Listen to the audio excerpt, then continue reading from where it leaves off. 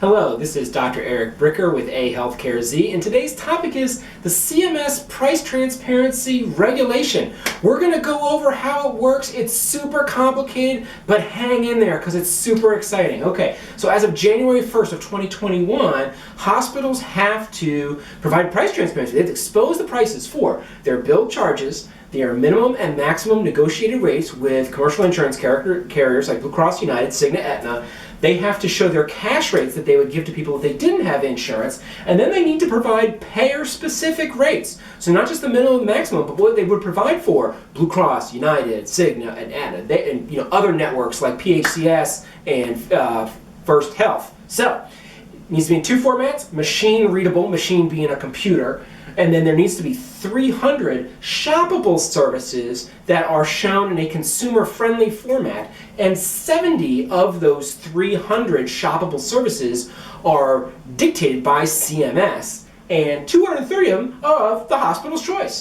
Now, of those 70 that are dictated by CMS, there are 13 that are evaluation and management codes, so E&M codes like an office visit. Typically they start with 99, and by the way, they have the associated CPT codes. That's how you can identify them. There's 14 labs, like a complete blood count, comprehensive metabolic panel, pretty basic stuff. There's 13 radiology services, MRI, CT scan, etc., plain X-ray. And then there's 30 medical and surgical ones, things ranging from cataract surgeries to joint replacements to laparoscopic cholecystectomies, which is a gallbladder surgery, upper endoscopies, colonoscopies, etc. So it's a pretty good list. Honestly, if I put together a list of the 70, I think CMS did a pretty good job of picking the 70. Now, interestingly, I'm going to tell hospitals right now how you can be compliant with the other 230, in my opinion, because you can choose, right? So what would you do if you're like, oh, I don't have to do this, it's such a pain? Okay, just pick 230 more lab tests, right? Because they're not a lot of money. You've got a gazillion labs that you order. It's pretty easy just to pull another 230 labs and post the prices for the labs. And like, people can go into the hospital, even if they're not an inpatient, and get their blood drawn there. I mean, our families have that done a gazillion times, right? So anyway, that's how you could be compliant with the other 230. I say that sort of tongue-in-cheek. Okay, now, there actually have been hospitals that have been starting to post this now, right? Because if you don't comply, you get put on a Medicare website as being non-compliant, which, by the way, is not up yet. They're only going to start looking into enforcing this later on in January.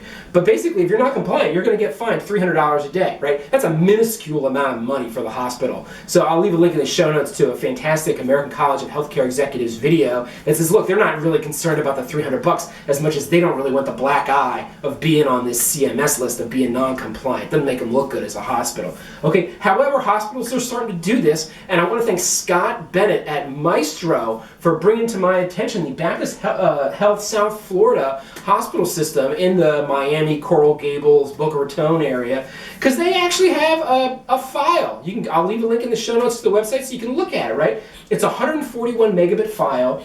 It has 62,000 rows on it. It's an Excel file, right? And then there's 90 tabs. And it's a little misleading because 45 of the tabs are for outpatient and 45 of the tabs are for inpatient. So it's really like 45 tabs. And then those 45 tabs are broken down by Aetna, Blue Cross, United, Cigna, PHCS, First Health, and then it has like the different sort of networks or contracts that they would have, right? So there's like a Blue Cross HMO, there's Blue Cross PPO, there's POS plans, likewise for Aetna, there's HMO versus PPO, and Cigna, there's HMO combined POS and there's a separate PPO one for United, and then they have like the Medicare Advantage ones that's separate. So when you add all those permutations and combinations together, you end up with about 45 different tabs, right? But what's interesting is that let's actually do this experiment. Let's say that you needed an MRI of the lumbar spine, or you were an employer, you were paying for this. You would actually look this up. I went ahead and did that for us, right? So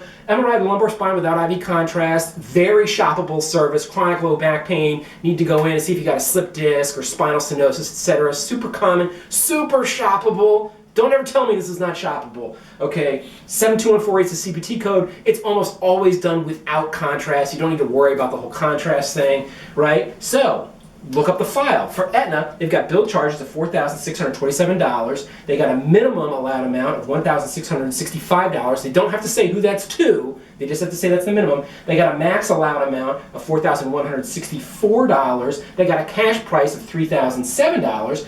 And then the payer-specific for Aetna is for their HMO, their allowed amount is $2,359, and then their allowed amount for the PPO plan is $3,701. And that kind of makes sense, right? Because of steerage, the hospital's more likely to give them a better allowed amount than the PPO, where they can't do any steerage to them. So it makes sense that the PPO rate is higher than the HMO rate.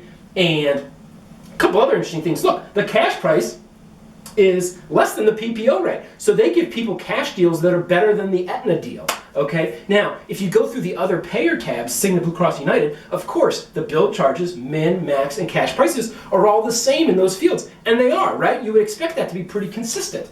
However, for Cigna, the HMO, for the payer-specific one, it says NA. It does not give the allowed amount for the Cigna HMO. It gives it for the PPO. PPO is $3,701, same as the Aetna amount. In other words, this hospital system gives the Aetna PPO and the Cigna PPO the same deal. They give them the same allowed amount. Then things get real interesting when we get to Blue Cross and United, which are arguably in Florida Blue is huge. It's the 800-pound gorilla. And then from a national contracting perspective, United is the other 800-pound gorilla nationwide.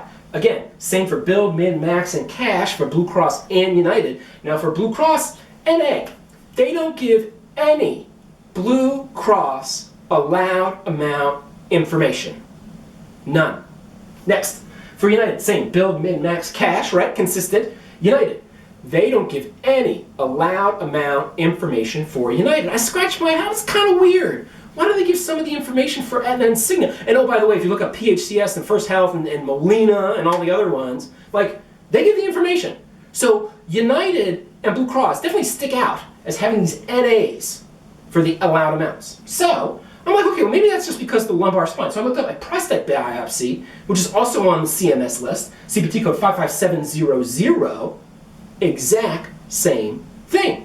So I'm like, okay, well it's just two, let me try a third one. So I try a CT of the head, CPT code 70450, exact same thing. Allowed amounts for Aetna and Cigna, PHCS, Molina, etc. No allowed amounts for Blue Cross and United. So, maybe I'm not reading this right. I'm not here saying that Baptist Health is or is not, in compliance. But I'm just saying, when you look at the data in detail, it's very interesting to know, because as a consumer, the vast majority of people that have commercial insurance in Florida have Blue Cross and United, like those are the major players down there. And you can't get to the information. You can't get to the information, at least not on this file. So, there you have it, a quick rundown of the CMS price transparency regulation, and thank you for watching AHealthcareZ.